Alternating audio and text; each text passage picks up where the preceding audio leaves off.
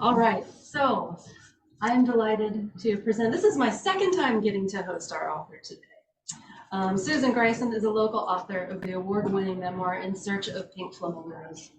For the launch of this newest anthology memoir, co-edited by Susan Corbett and Karen E. Lang, all the editors have lived and worked several years abroad in Africa. I feel like there's a lot more that I could say about you. That's a very abbreviated intro, but you can fill in the rest for us. She, of course, is here, along with our presenters who are joining us from all over the United States, truly, like almost all corners of the United States, here to present Never the Same Again. So please join me in welcoming Susan Greisen, as well as the rest of the presenters. And would you mind reading the little excerpt of the book there? Oh, yeah, sure. I think that would be, for those that don't know about the book, Okay. I just thought. Absolutely. So Never the Same Again, Life, Service, and Friendship in Liberia is a collection of true stories and poems from 50 authors who take you on a heartfelt journey of their wonderful experiences to those marred by illness, adversity, and civil wars. Susan Greisen will share with you in person this wonderful book with excerpt readings from authors who are joining us virtually from around the nation. Never the Same Again is an anthology of enduring hope spanning 60 years. Written by those who lived and worked in Liberia, this book shares heartfelt accounts of adversity and acceptance, illness and healing, escape from war, and improbable reunion. Glimpse into everyday Liberian life in the village, classroom, and clinic, where relationships were formed and lost, and many were found again. Once you read this book, you will feel, as its authors do, never the same again. So please join me in welcoming Susan E. Greisen.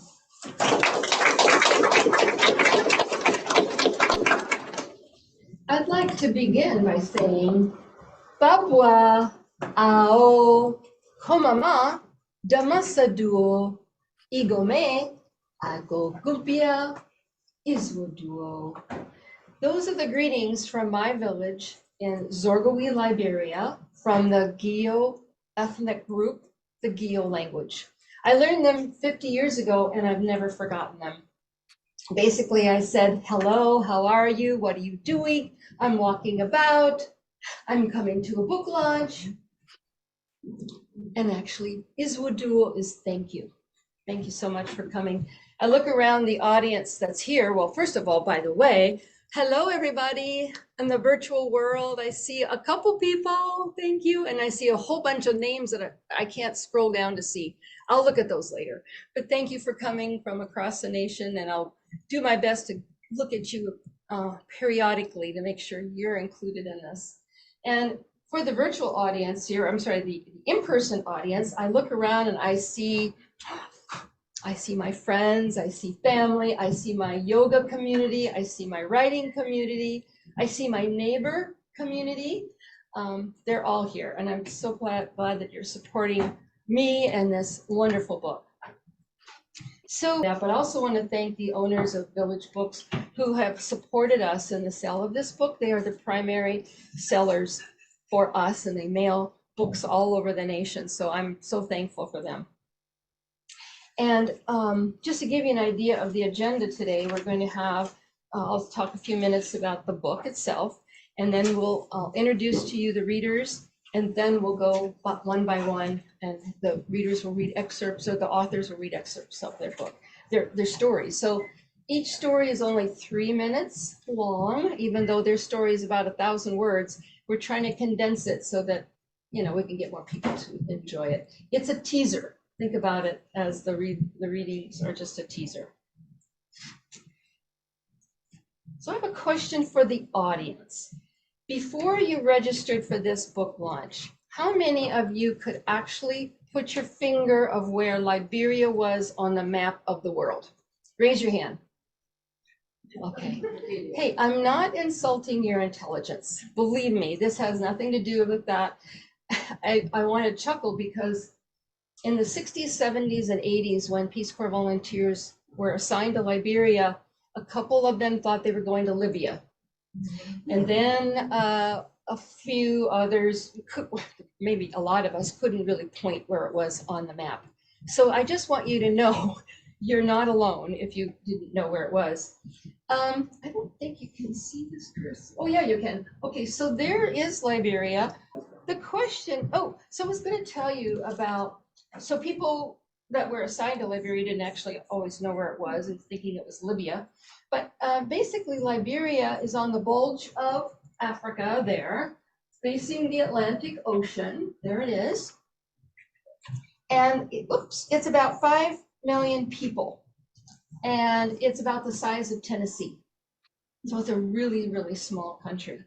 And this country has a lot of complex history. So when you read the book, at the very beginning, there's an abridged history that will may interest you and help you to understand the book a lot better. And also the readers here, the authors that are going to be sharing the book with you, will kind of take you on a virtual tour of the country as they're reading. So how many of you, well, I'll ask that question a little bit later. Hold on a second. Is that, we don't want this up here. People are saying you're a little quiet on Zoom. There. Why is that not going away, the thing at the top? It may not. Oh, really? Bummer. Well, sorry about that. Okay, so basically, this book is sponsored by Friends of Liberia. And Friends of Liberia is a nonprofit organization that was started in 1985 by returned Peace Corps volunteers from Liberia. Today, we have included Liberians, missionaries, medical relief workers, contract workers, nonprofit organizations, and other friends that want to be involved with Liberia. And all the proceeds from this book, the purchase of this book, benefit programs, humanitarian programs in Liberia. Right now, we are about 2,000 members strong from Friends of Liberia. So you might ask yourself, well, why this book? What's the big deal about this book if we've been going since 1985? Well, in 1962, Liberia welcomed the first Peace Corps volunteers to its country. And today, or 2022, makes 60 years, a 60th anniversary. So I was asked to lead this project, anthology project, in honor and celebration of the anniversary. And so not only that, we also wanted to promote the values of the volunteers and the Americans that worked abroad, share the values that we have brought to there, and also what the values and things that we learned, and bring them back to America. So you might ask, well, why now? Okay, maybe you just want the book to be on the shelf of an FOL member and that could be good enough. Well, I'm thinking it's bigger than that. The nation, we have a sense that the nation and the world is divided right now. We're divided in our communities, and we're divided among friends and family, even relationships. And we're divided over different things. It's like climate change, race, religion, immigration. There's so many things that we're divided over. And what this book can do is it shows actually how we came together. The Americans that went abroad to Liberia did not know a thing about the country, came together and learned from them. The Liberians learned from us, and we shared a common goal, and we succeeded in those goals. So that's the beauty of this book. And every story, every poem in the book has a takeaway message. Every story and poem is roughly under 1,000 words, so they're short and sweet. And the takeaway messages are resilience, strength, survival, endurance, all different goals. And what I've seen is that when we work together for the common goal, there was a bridge of human connection. And what was the basis was acceptance and understanding. And we thought that this book is beyond the bookshelves of our readers. It's to be taken to your communities. And For example, a book club. Take the book to expose it to someone who doesn't know anything about the stories that are in there and share it, share the learnings. I have an example that we might share later from someone in the audience who did just that. But besides the book clubs, you can do a library talk, you can go to your local Rotary. And actually we trained some faith-based leaders, and several of them have taken these stories, at least one or two, and have taken them to their congregation and used it as a model of whatever it was, if it was compassion or understanding. And I just think that was exactly what I hoped this book would do. So I am the chief editor of the book. I was asked to lead this project, and I was a Peace Corps volunteer in Liberia from 1971 to 73, and I extended for 1 year in Tonga in the South Pacific. I then returned and became a registered nurse and went back overseas to work for CARE in Cameroon for 2 more years. So one of my biggest honors was being asked to run this particular project develop this anthology. And Susan Corbett is not here today. And so I wanted to read to you her bio. And I couldn't have done it without these 2 other co-editors. So we have Susan Corbett, worked as a Peace Corps health volunteer in Folkwali, Liberia, from 76 to 79. She earned a master's degree in nonprofit management and worked for Save the Children in Burkina Faso in Africa from 1980 to 82. Susan also published a memoir called In the Belly of the Elephant, a memoir of Africa, and she currently teaches English as a second language to immigrant adults. She lives in Boulder, Colorado. Karen Lang is also in our virtual audience. She's in Maryland. And Karen, I'm going to ask you to introduce yourself later at the end after all the readers and authors have read their piece, mostly so we don't have to flip back and forth with our technology. So Karen, don't let us forget you at the end. So what does it take to make this anthology? In 2020, right at the height of COVID, I was asked to lead this project. And believe it or not, in under 2 years, we were able to publish this book during lockdown. And I want to give out a big thanks to Sidekick Press, who is our publisher, Lisa Daly, wonderful to work with, and actually published the book ahead of schedule. Who thought, is that even possible? I don't know, but it was. And what is also amazing is because we were all around the nation, and it was a lockdown, we did this exclusively virtual. So we had Zoom, we had email, we had phone, we had text, we had WhatsApp, FaceTime. Unbelievable how we could actually communicate and do this over 7 different time zones. So there were over 100 people involved in this book. I knew 5 of them in person before we started, and I've met 20 more, but I have at least 80 I have never met. And we just, because we're all around the nation and we're virtual. We also had one university intern named Dante McFadden, who joined us in the winter of 2021, and he helped us extensively for 3 months working on the project. He's from New Jersey, going to Stockton University. I have not yet met him. And it's just like, how can this be? But anyway, I thank him so much for his help.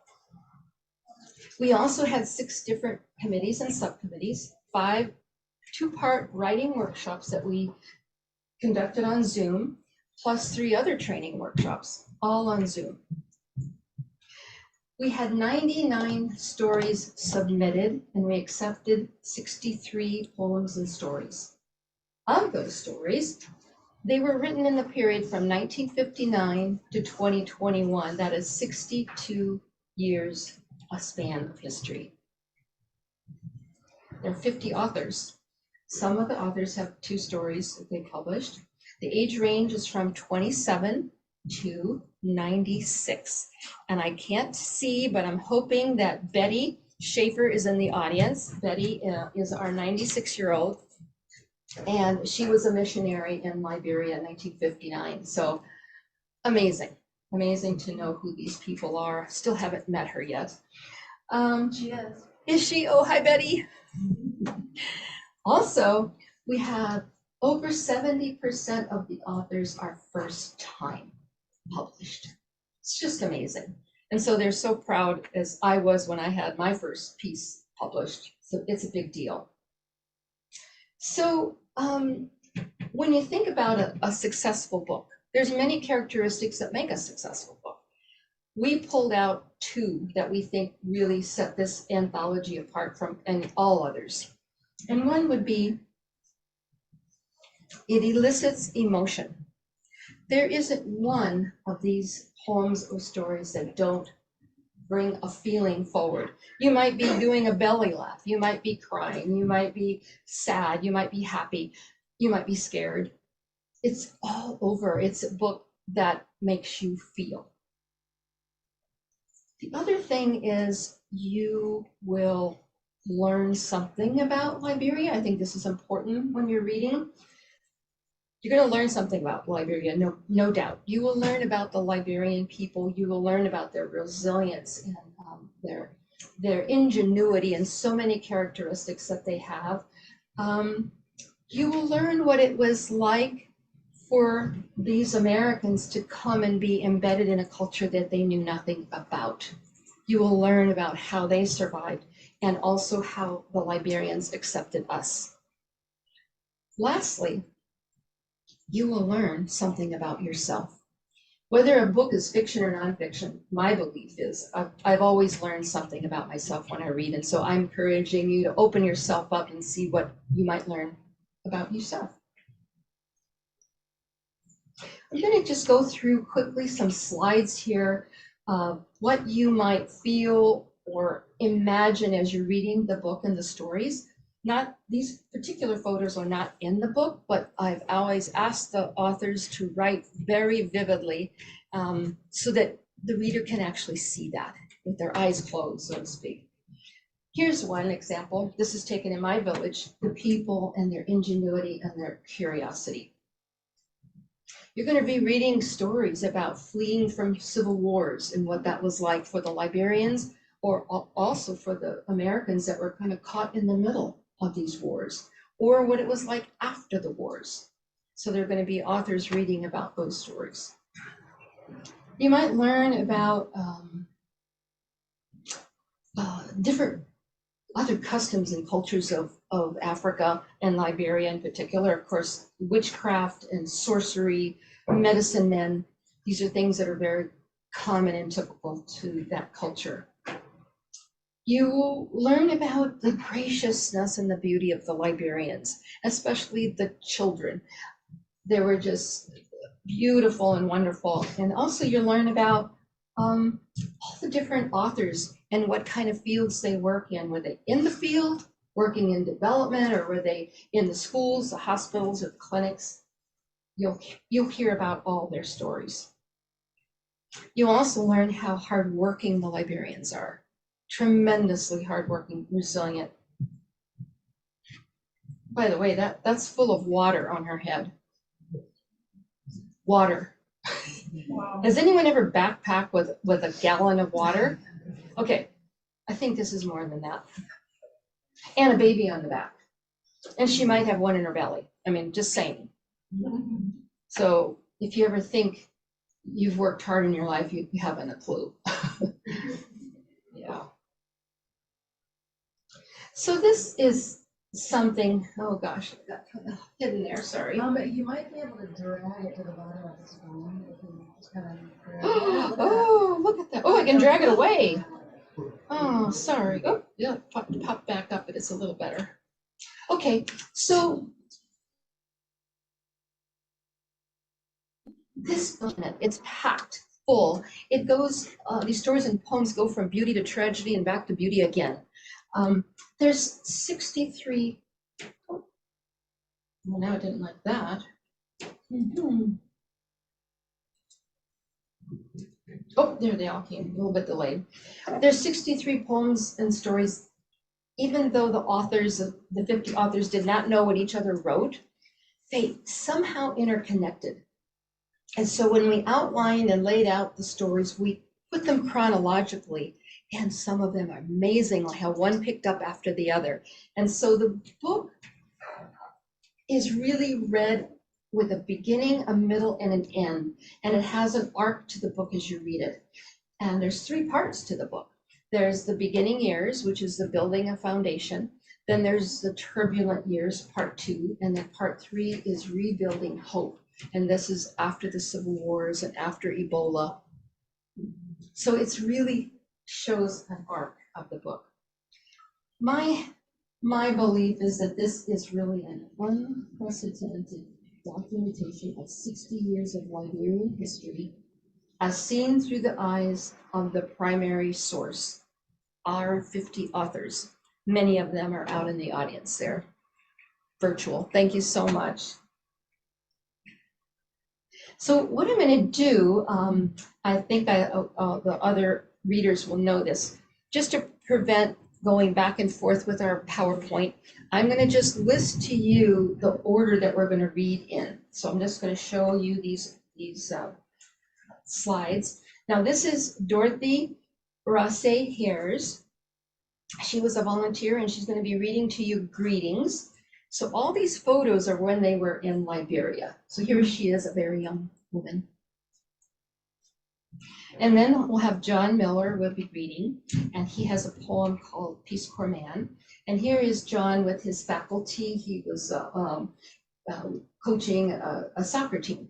All the guys in yellow are of the soccer team. So here he is.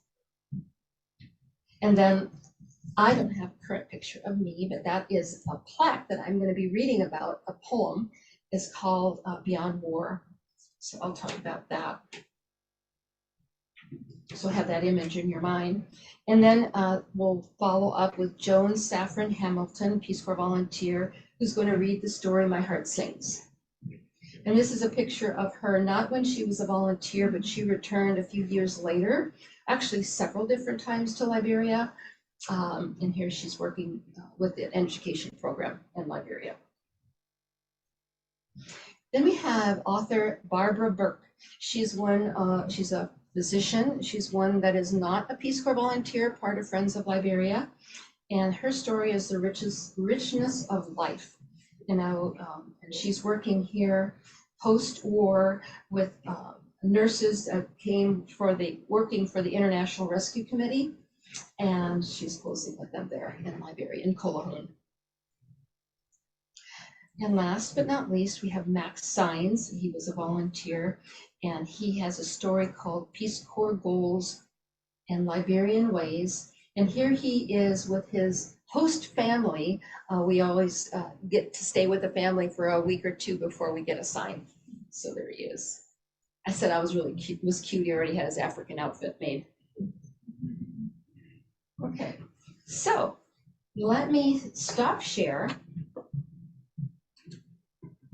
And there's our authors and our one co-editor. And get out my description of each person. Okay. Oh, here it is, right in front of me. All right. So Dorothy, you're going to be the first one up. There she is. And Dorothy Rosa Hares joins us from upstate New York. Dorothy served as a Peace Corps nutrition volunteer at John F. Kennedy Center in Monrovia from 1971 to 73. Upon return to the U.S., she obtained her master's degree and became a registered dietitian nutritionist. She married and met and then married Bill, a volunteer from Liberia, and he served from 72 to 74. Their lives of raising a son and advocating for democracy and peace and traveling continue to be great adventures for them. Dorothy's going to read her story, which is Greetings, and this is basically her first day of work. Oh, can we ask her to please make sure that we can hear her first? Okay, Dorothy, you want to do a test? I can. Are we ready? We can't hear you yet. Can't hear me yet? We can't hear you. I think she's unmuted, so she's good. Hold on, Dorothy. Hold on, Dorothy. We cannot hear you. All right. We might have to hear her from, Okay. okay, now say something, Dorothy. Oh, are you ready to hear this story about greetings? Can you hear? Okay, yes. All right, then I'll get started. After 2 weeks of in-country Peace Corps training in Liberia in 1971, I entered the John F. Kennedy Medical Center in Monrovia and said hi to the woman at the information desk. She blinked her eyes, indicating to me an affirmation, so I continued. I'll be working in the kitchen, but this is my first time here. Could you direct me to the kitchen? She waited a moment and then slowly said, good morning. Then I remembered that until proper greetings were completed, the next phase of a conversation with a person could not continue. Good morning, I said. She nodded her head and asked, how may I help you? After I located the kitchen, I met with the Liberian dietitian. When I told her that I was embarrassed about not remembering the importance of starting with good morning, she proposed an idea. There are people working here from many different tribes. Let's have you learn the greeting of several of them. That day, I learned the greeting of Basa, the language used by the kitchen workers. I also learned that the greeting and the response could vary depending on the time of the day. A few days later, I learned the bye greeting in order to say hello to workers in the nearby laundry unit. In each of the various departments of the hospital, such as housekeeping or maintenance, only people from a single ethnic group work there. So I had many opportunities to practice the greeting of many languages. Each ethnic group had its own distinct language. It was not an accent or a matter of a few words of dialect. After a few weeks, I began working on the patient units, and I would note the patient's ethnic group and say their greeting. They often responded with surprise, but then began speaking only in their language and pointing to specific parts of their body. From a simple greeting, they assumed I knew their language. Good morning to all. Saying those words really became my routine greeting. In 2014, the Ebola pandemic was devastating Liberia. After 4 decades of working in US hospitals, I wondered, would there be a touch point with my Liberian experience? Within a few weeks, every hospital in New York was asked to develop a plan for Ebola emergency. I worked alongside several Liberians in a Syracuse hospital, and we offered to help by sharing cultural information. A few days later, while visiting with Suzanne, who had grown up in Liberia, the nursing leader for the Ebola project approached us to ask for our help. Could you provide me with a few greetings, Liberian greetings, so that when someone from Liberia is admitted to St. Joseph's, we could make them feel comfortable by greeting them in their language? Suzanne and I looked at each other. She greeted me in Gio, and I gave her the response. Then I greeted her in Basa, and she responded. We thought out loud and thought, I could do Va, and she could do Peli. The nursing leader asked, wait a minute, there are more than 2 or 3 tribes in Liberia? We laughed. Yes, there are 16 tribes. Oh, this could be more complicated. Let me get back to you. Our response was Liberian, that quick inhaled expression of, meaning, okay. To greet a person by using this language is a marvelous way to begin a human interaction. Learning the greetings allowed me to feel at home in Liberia. However, one should always be prepared for complications and misunderstandings. Beta new backpack. Basa for take your time, slow down. Thank you so much, Dorothy. Okay, so our next reader and author is John Miller. John joins us from Athens, Ohio. And he was a Peace Corps in Liberia from 1981 to 84, where he taught high school English in Plebo, Liberia, Maryland County. He later served as an assistant Peace Corps director in Ukraine from 1993 to 96. John is currently an adjunct instructor at Ohio University, and he holds a BA in English and an MA in TESOL and a PhD in communication studies. John's story, A Peace Corps Man, is a poem that really contrasts his time in Copley, Pennsylvania, to his new town of Plebo, Liberia. John, take it away. Okay. Peace Corps Man, 1983. When I was young, the lights of Broadway used to turn me on. Africa had changed that about me. Liberia moved inside my head, shouldering out the Great White Way. Now, I'd rather stroll the back streets of town, of Copley, Pennsylvania, my hometown, of Plebo, that other place I used to haunt. But now, it's Plebo that haunts me. Plebo, that raucous crossroads on Liberia's edge, at the tip of West Africa's hump, half another world away. I loved to walk home from school each day. How do, oh, Peace Corps Man? How do, oh? Kids would say. Hi, I'd answer back, just like in the USA. But then I'd give them, I'll rise small. They'd laugh and run away. Along the path, I'd see old women bent above cook pots, simmering on the fire. Come, let's eat, they'd call to me, would share a sip of soup and sympathy, a handful of their rice. You'll miss your home, Peace Corps Man? We your home now. So tell a story of America for the rice and soup. Tell a story, Peace Corps Man, tell a story. So I tell them all about Copley, about my pals, crazy dudes like Fast Eddie, Sammy B, Ramey, and the Doc, about the Pennsylvania Dutch, and the odd way we have of talking in that valley where I first saw daylight. You too funny, Peace Corps Man, they'd say, maybe understanding only half of what I'd said. Oh, Wahapi, tell it all again. And so I would. Most everyone is gone now. All those I knew back then. The war got them, or dysentery, malaria, cholera, HIV, AIDS, Ebola, making farm, childbirth, life. It was life mostly. It all catches up with you there. But by God, what a life, unless the madness of power and politicians should invade and interfere. It was life out there on the edge of Liberia, on the edge of time. My life in Plebo was a peaceful hole in time, a gentle, lovely hole.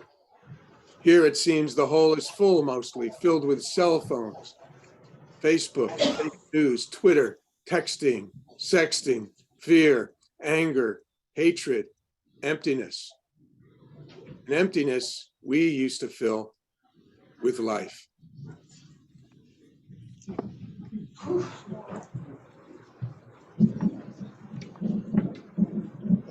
Thank you, John. For the next person. Okay, so I'm on next. Since I already gave you my little introduction, I'll just go ahead and read again. These are just excerpts of our stories.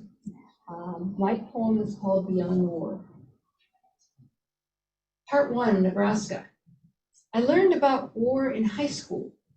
The Civil War, World War I, World War II, the Korean War. Bombs and bullets were America's power. But Vietnam? Walter Cronkite on the 6 p.m. news taught me everything I knew. I learned about it from my family, too. The draft loomed over all the boys. My brother deferred a football injury. My cousin, he returned from Nam with both legs blown off above the knee. Part 2, Sorghum. A TV commercial delivered the message I wanted to hear. The toughest job you'll ever love. Join the Peace Corps. Just 19. My only credentials, farm smarts, and a practical nurse's license. What would I do? A health educator, I said. My way to help. to serve in Zorgowe, Liberia. No bombs and bullets in Zorgowe back then, but still there was plenty of death. High morbidity, high mortality, preventable illnesses, malnutrition, diarrhea, malaria, they were killers too. What weapons could I use? It's okay. It's okay. Okay. What weapons could I use? Humane weapons, acceptance, respect, education. That was my job. That was my mission. Then the bullets came. For 2 decades, 2 brutal civil wars ravaged Liberia. Stories tell of the destructive scars the wars left behind. But Liberians remembered those of us who served in times of peace before the bullets. They still hold us close in their hearts, and so do we. A bridge of human connection, an everlasting bond. Part 3, the world. Today we have new wars to fight. The wars of pandemics, epidemics, Ebola, HIV, AIDS, SARS, COVID. Enemies we need to fight. Enemies we need to conquer. United we win. Divided we cannot. A framed plaque that I showed you earlier hangs in my home.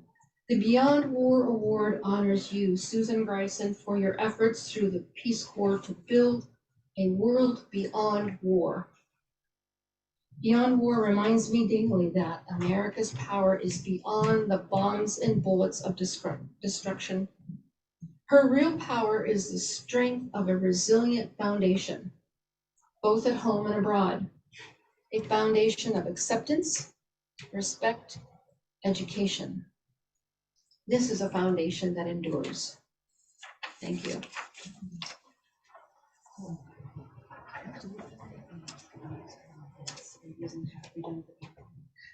Oh, yeah, because I'm not plugged in. Are you done showing your PowerPoint? I kind of am, yeah. Can we get people up here then? Oops. It's, I think it's the TV is the problem today. So now, there they are. We're gonna minimize this. Okay. So can I go ahead and read about Joan? Yes, please do. All right. As long as everybody can hear. Thumbs up if online if you can everybody hear. Hear me? All right, okay. So the next reader is Joan Saffron Hamilton. Joan joins us from Vancouver, Washington. Joan was an elementary school teacher in Boinjama and Basala from 1965 to 67. After Peace Corps, she earned her PhD in infant development and worked for years in early intervention, early childhood special education.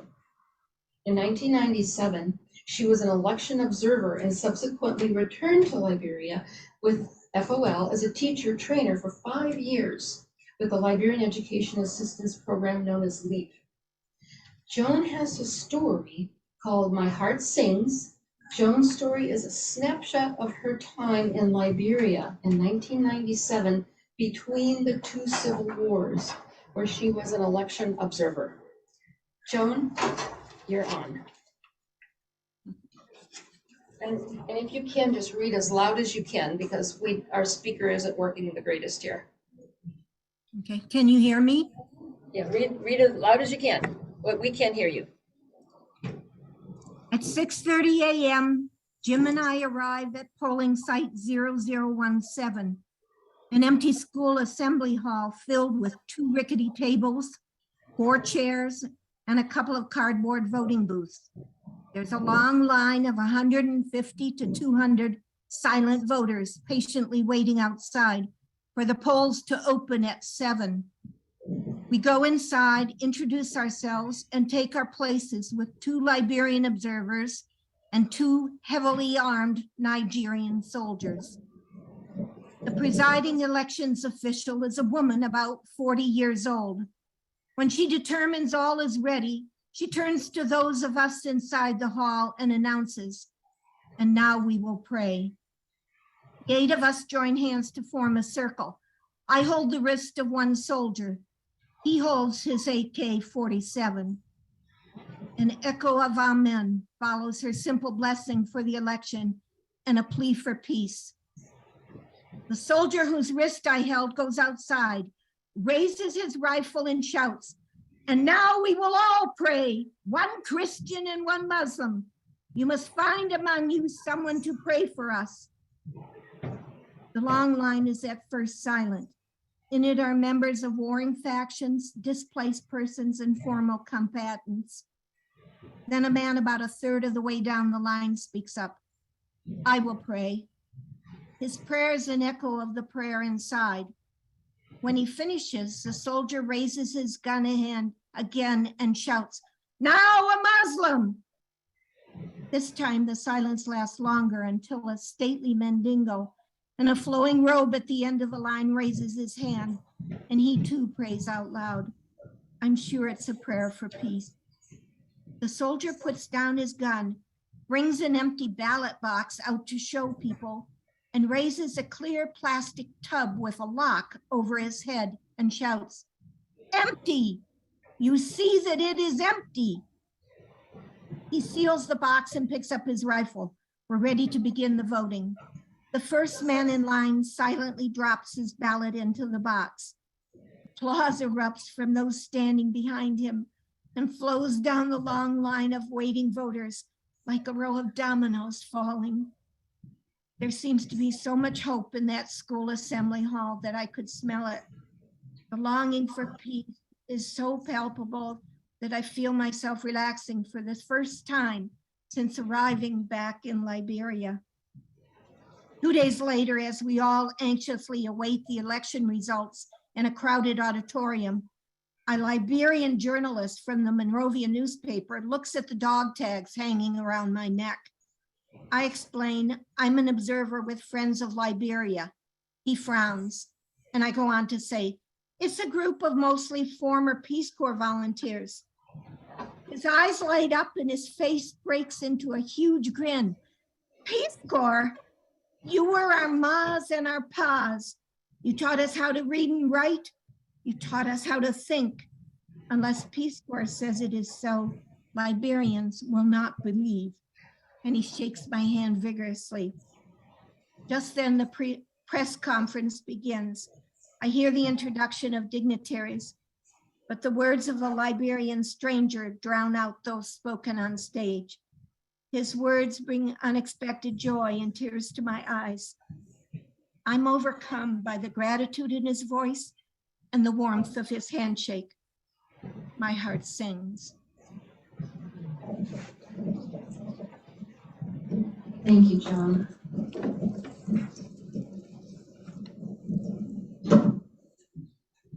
Okay, our next reader is Barbara Burke. Barbara joins us from Birmingham, Alabama.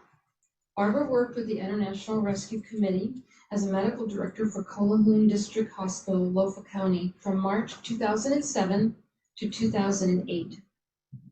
Thereafter, she practiced emergency medicine at LBJ Tropical Medical Center in American Samoa before departing for her 7th mission with Doctors Without Borders.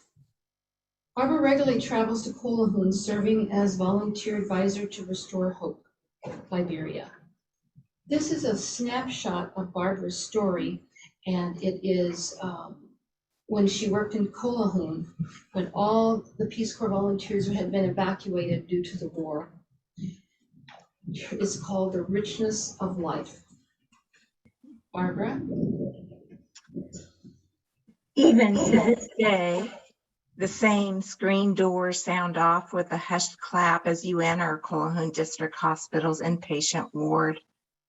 Whenever I return to Colohoun, memories always flood back from my year there in 2007, when human life in all stages came through those doors. Back then, 2 large adjoining wooden tables served as both the triage area and the acute care area. Those tables were the center of our universe, and our lives revolved around those tables. We were a team of Liberians from Bong, Lofa, and Montserrado counties, some returning from exile in Sierra Leone, Guinea, and Ivory Coast. And we were Ghanaian, Australian, Sierra Leonean, and American. With support from the International Rescue Committee, we were resurrecting Colquhoun Hospital from the ashes of war. We teamed with life, even as those around us died. We yelled, laughed, and wore invisible shields of numbness to endure. Physician assistants and nurses directed the chaos into an organized flow. "You know, small man," Justin Curlane would say, the PA, hastening action from anyone who could hear him. Come now, get the diazepam. Let's go, let go." Toddlers with malaria and seizures required urgent intervention.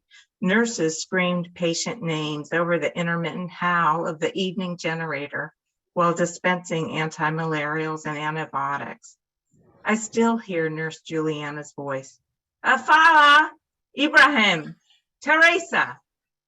Mothers beckoned the call, tightening the wraps at their waist before grasping their children's upper arms. The afternoon's heat brought an influx of patients from Lukasu, Popalahun, Kamatahun, and Bolahun. Malnourished children with big eyes, stunted children with edema, and toddlers gasping for air. Babies cried with each stick of the needle. Young children stoically obliged. Hammocks pushed through the screen doors with fat-bellied women, injured motorcyclists. Wheelbarrows brought snake bite victims and those who had fallen from palm trees. As the rainy season progressed, the road from Bonga became muddier, and supplies dwindled as the rain fell harder, drowning out our voices as it struck the corrugated zinc roof. Empty pharmacy shelves left us defenseless in the face of disease. Our universe was becoming darker, more isolated, and lonelier. We rationed drugs and oxygen as a 5-year-old succumbed to tetanus. A small stock of rabies vaccine and rabies immune globulin was consumed after treatment of 3 rabid dog bite victims. The 4th victim, a 16-year-old girl, suffered a rabid death. Still, the richness of life pulsated with the delivery of each newborn, just as it willed with each and every death.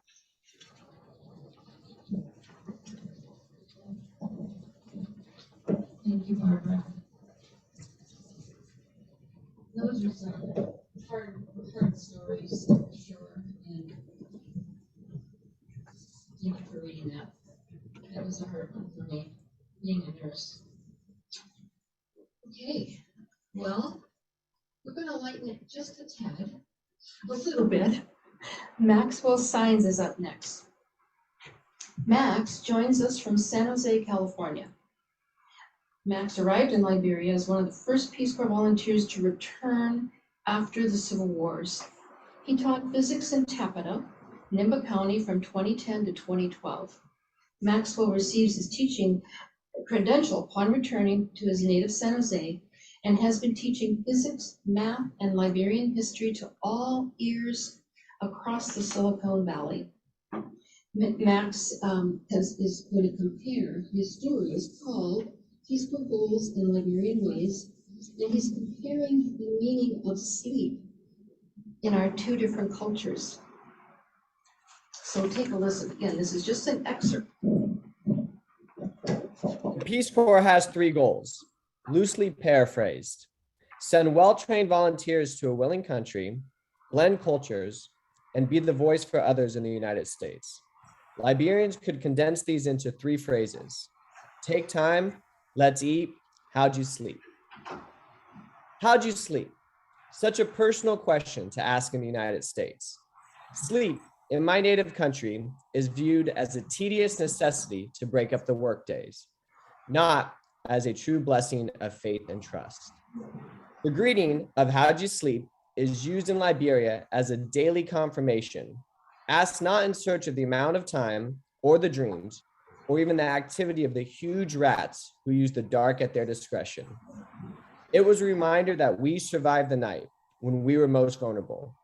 The question in itself is a testimony to our existence and allows for the opportunity to enjoy this life together.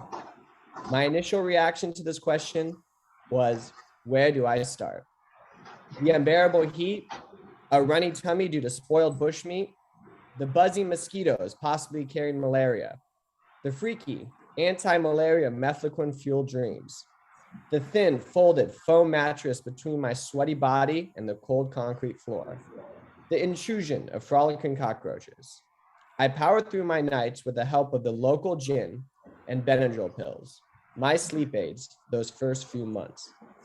How'd I sleep? I slept like shit. My upbringing taught me enough manners not to divulge my soul at every question. And as my first days in Tapeta became weeks, turning into months and years, how'd you sleep replaced my daily, what's up? I started to understand the phrase as a reference to surviving the vulnerability of sleep. I'd arrived in Liberia recovering from decades of civil war. For the Liberians who survived that war, how'd you sleep showed their immense appreciation for each moment. It was a reminder that they made it to this moment together, that death, disguised as dysentery, malaria, or warlords, did not make their rest permanent. My Liberian friends shared with me the ability to appreciate the blessings of community and knowledge that our past continuously shapes us. Yet those nightmarish moments will never deny us our future gifts of joy. How'd you sleep? How'd you live?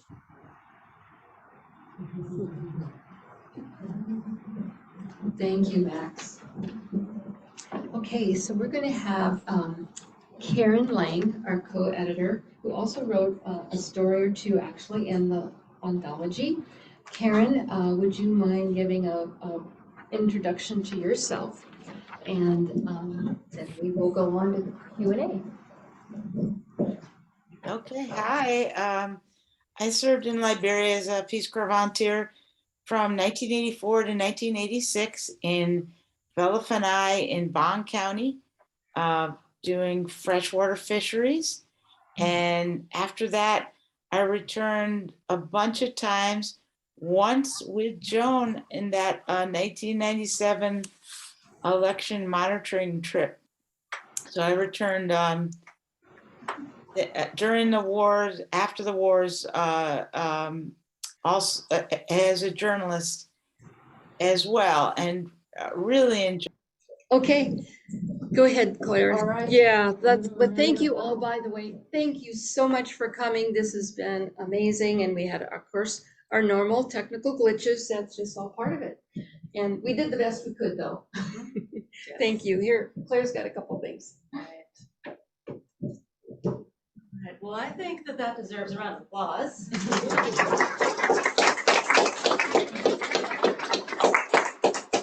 Thank you, Susan, for coordinating all of that. Thank you to our folks online. Thank you to our panelists, and to the people who are viewing at home. There was a lot of love in the chat. The chat was very, very, thank you, this is wonderful. So anyway, so we are recording this. It will be on our YouTube channel. Of course, the copies of the book are for sale at the register. Susan is happy to stick around and sign copies. And of course, we also have her memoir, which is fabulous. I can attest to that. I have read this one. It's very good. My book group read it. Susan was kind enough to join that discussion. So we have both of those for sale over there. We do, of course, ask that you purchase the book before you get it signed. It's a minor detail that I'm required to say. So with that, thank you so much for coming today. Thank you all. Thank you.